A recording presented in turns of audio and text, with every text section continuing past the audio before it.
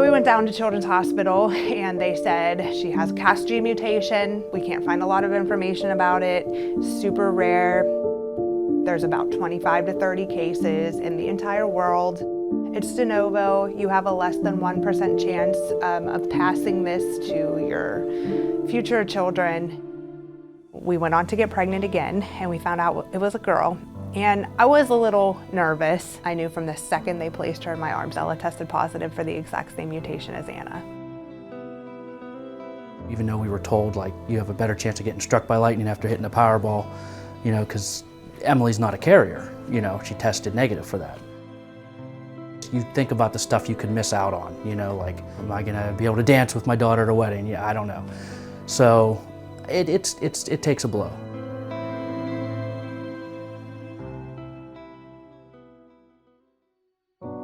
I was able to connect with just a few parents, and that's when we came across the clinic here, and we sent them an email and said, hey, you know, can you help us? Like, what should we do?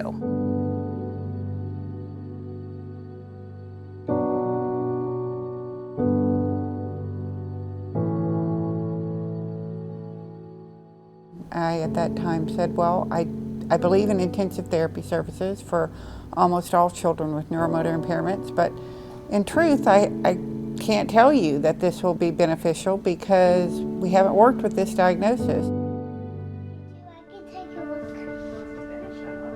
Let's do it. So I have one. And it was almost instant that we were starting to see, hey, this is working.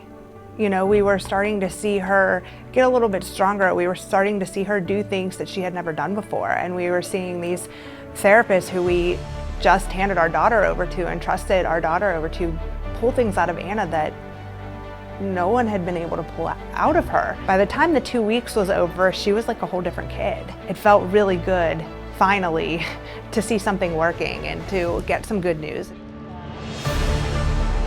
We've been here for just 2 weeks with Bella, and we have the honor of having the same therapist who worked with Anna in the very beginning. It wasn't a question. It was, I need to get her here, and I needed to get her here as soon as possible. And this was the first thing she wanted to sign up for, you know, so everything, all the resources we were getting, fundraising, all that, we put towards this because this was the tops.